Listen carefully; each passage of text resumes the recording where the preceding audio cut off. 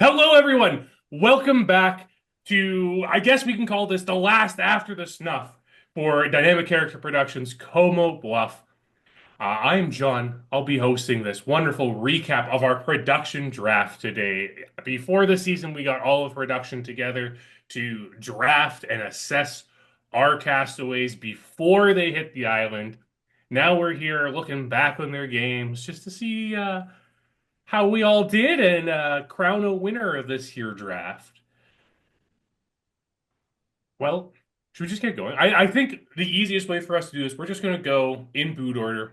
So we'll start. You can speak up when it's your draft team member, and we just dig into their game a little bit. So that takes us to the unfortunate recipient of a coin flip determining his fate, David. So I think David had um, a really good chance to do really well in this game. I think he had a lot of stuff going for him, and unfortunately, he went out because of a coin flip, as John mentioned. And it just was really unfortunate, and I was very sad to see him go out first. Yeah, David, I talked to him after the stuff. It was a great conversation. If you haven't tuned in already, I don't know why. Go back and listen to it. But he was just the consequences of sometimes, you're in the wrong spot at the wrong time. That takes us to our second boot, one of our first returning player to get out of the game. And now, if I recall correctly, Margret was drafted by Ian. And as you can see, Ian's not here to talk about her. So, Kyle, you played with Margret before. How about you talk about Margret? Well, Margaret had some potential as a social player. I think she got off on the wrong side of things in Monte Carlo. The game kind of got away from her, so I was interested to see how she would play a mini specifically. But unfortunately, she said the wrong person's name and just kind of had to roll with it. She was going against the other returning player, and Emily kind of got the best of her. So it was definitely unfortunate to see her go so early. It certainly was, but someone has to go. Every round, someone has to go, and that takes us to our first victim of the swap. Someone who was part of that coin flip decided, you know what, if a coin's flipped, I'm going to figure out what I actually want to have happen, and decided to vote for Brien, despite the fact that everyone was voting for David. That's Logan. Logan was the person I was left with at the end of the draft because I had that first pick, so I got left with someone, and I was not disappointed when Logan came to me. Now, in retrospect, maybe a little disappointed because he kind of shot himself in the foot with that first vote and made this situation in the swap where it became a very much him versus Brien in that first vote. But Logan fought valiantly. He came, and it was so great to finally see him on our screens after him applying for our games for so long and wanting to be a part of the DCP community. It was so great to welcome him in. Yes, he's cut short, but was not a lack of entertainment by any means. That takes us to another one of Ian's eliminated contestants, making him the only member of production to lose both of his draft members pre-merge. And it's another returning player, and there's only one person in this panel of production who could possibly elaborate on Emily's game. Lilly, can you just delve into it just a little bit for us? Yeah, I mean, it's unfortunate again that she got rocked out, but the best time to go, which is what I told Emily both times, is to be rocked out because then you didn't get voted out and pre-merge, then you don't have to be there all day. So no, in all seriousness, it was great to watch her play again. Always great seeing how easily she can connect to people. Again, just unfortunate that in these fast rounds, you really can't solidify plans well enough. And that's kind of what we saw this season, where so many people were just so confused, like every round. And this is like the first time in this game that you really see it in the first rock draw. Yes, the first of many rock draws, because the next person out of this game was also the victim of a rock draw. Our Mayor Ponderosa, Connor. Who had Connor on their team? I did. So we were robbed by losing Connor so early. Connor was so funny and chaotic, and he would have been hilarious and so much fun throughout this game. Like he came up with this idea of like, the coin flip, and I think he just would have like carried that kind of like chaotic energy throughout the game, but like he was gone too soon. So it was unfortunate and it's too bad. Hopefully, one of these days we'll have him back.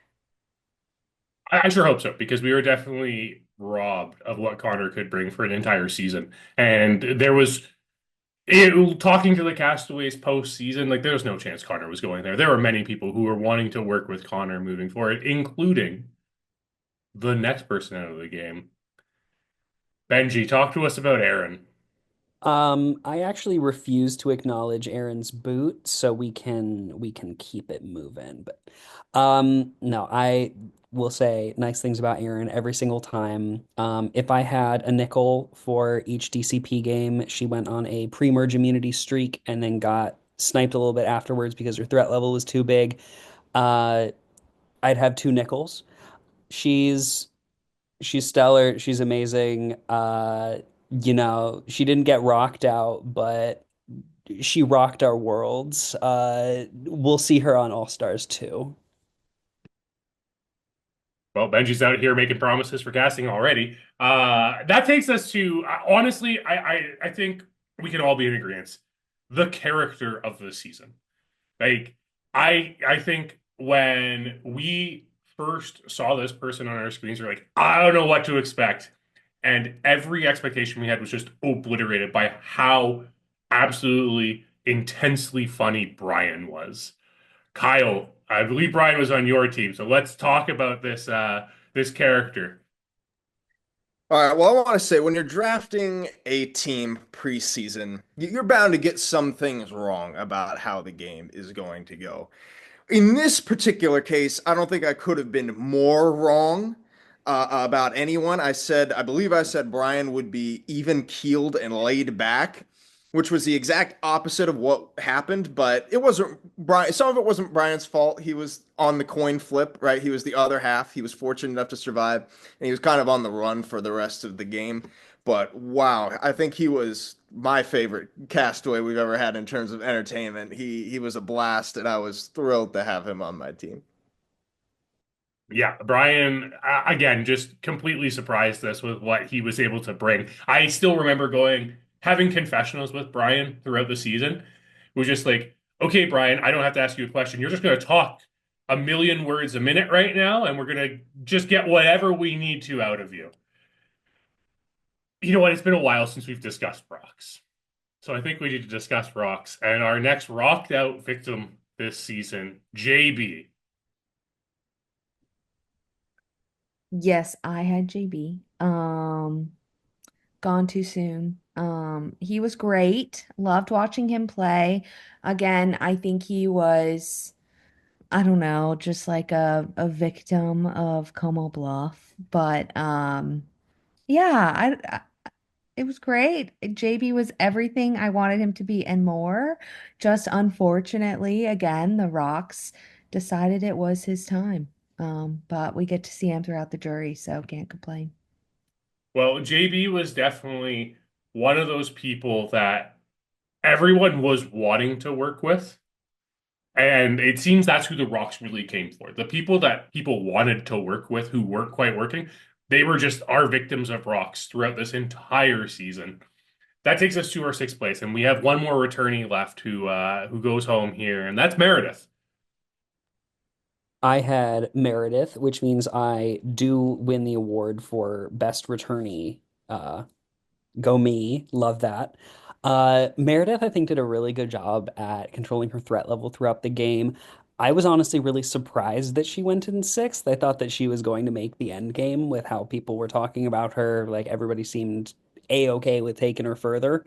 Um, I do think that the view on everyone's faces when they were revealing the votes, thinking it might have been a 2-2-2, Mhm. was hilarious. And we were robbed to lose Meredith there, when I think, again, Rocks would have been a much better outcome. Yeah, I mean, if that did end up being a 2-2-2 in that situation based on where the votes went, that would have meant Richard would have gone in a situation similar to our next castaway, Ava. Who had Ava? I had Ava. Okay, Ava was pretty entertaining throughout the whole game, and then she like all of a sudden started catching like all these votes randomly, and she became like such like a paranoid little like, why am I getting all these votes? Like she was just like spastic and like kind of like crazy toward the end, and then she just kind of like disappeared. Like she just was like rocked out, I guess. It was like a weird vote situation at the end. Like, I mean, it was weird. Like we didn't really like she's the only person that like could have gone. It was Hmm. weird vote situation. Again, like, you know what? We've had it happen twice so far in DCP seasons. It seems to be a strange occurrence. Maybe future casts will avoid this situation at all costs from now on. Maybe, but maybe not. But the reason why Ava's paranoia started getting strong is because of all the stray votes she was getting from our Rob Goddess of the season person. I placed myself in first place to make sure I took in this draft, and it almost paid off. We were one game of extreme flip cup away from it absolutely paying off. Julia came in fourth place, went on a massive immunity run, winning three immunities straight, and having an idol, making it so that, she just couldn't be voted out for a vast majority of this post merge, and was still able to get a close enough relationship with Joseph that Joseph was willing to put her into fire against Richard because he wanted to remain loyal to her. There's Julia, yeah, came out some kind of harsh in some of her confessionals sometimes. We love that for our TV moments. But she came to play and she was playing this game hard. She had to go on a back foot in that swap situation where it did come down to her and Brien, which led to that first rock draw. I'm just absolutely pleased with Julia being the person who I ended up taking first in this draft, and so close to pulling it off for me, Julia. But alas, there were three people who bested you. And the person who just bested you, maybe we should say they bested you because it was Beth. Yes, Beth, I took a chance on Beth because I was like she didn't really know the game very well. This was her first foray into Survivor. And I was like she could either flame out really early and be a wild card or she could make a deep run. And she did. I was very impressed with Beth. She played it cool throughout the game. She did catch a lot of votes, but never had the majority of people wanting her out. And she got a vote at the end, even though she said that she didn't want to win. So I mean, she couldn't stop people from voting for her. Yeah, I mean, Beth was the tie vote in three of those rock situations. So that does say something. But she, maybe if she didn't say she didn't want to win, she could have garnered a couple more votes in that final tribal council. But someone who did garner a couple more votes was our runner-up, uh, someone who tied the votes and needed Beth to vote against him to secure his runner-up position, Joseph. Yeah, it was really, I had Joseph. It was really interesting watching Joseph progress through the game because it almost felt like, to me as a viewer, he didn't have any like super close allies that he like consistently stayed with, which was different than what we saw a lot of people play, like the winner and Beth, like we just talked about. And that ended up actually being what cost him the vote is that he didn't have anyone really batting for him, especially at the end. But it was great to watch him play. Similar to Julia, he did really well in challenges. And he's very well spoken, which I think definitely helped him at Final Tribal. So yeah, it was great watching him and proud to have the runner up on my team. Well, that leaves us with only one person left. So, Austin, take your crown. You are the winner of this season's production draft, which means you will be determining the order for the draft next time around. Talk to us about Richard, the crowning jewel in your accomplishment. Yeah, I'm gonna bounce off of something Kyle said earlier about when you're picking people preseason and draft. Sometimes it goes really bad, like getting the first boot, but sometimes it goes really right and picking the winner also. Um, I was obviously very happy to have Richard on my team. I think he was a deserving winner of such a crazy season, and I'm very happy to have bested John this time around and taken the crown for myself. I may not have won any of my DCP seasons, but now I've won a production draft, and I love that for me. So, Well, there you have it. I mean, again, Richard played the game he needed to win this. And this was not an easy game to win because literally anyone could be rocked out at any point. It was a chaotic season. It was a fun season. And with that, that's the end of it. Como Bluff is over.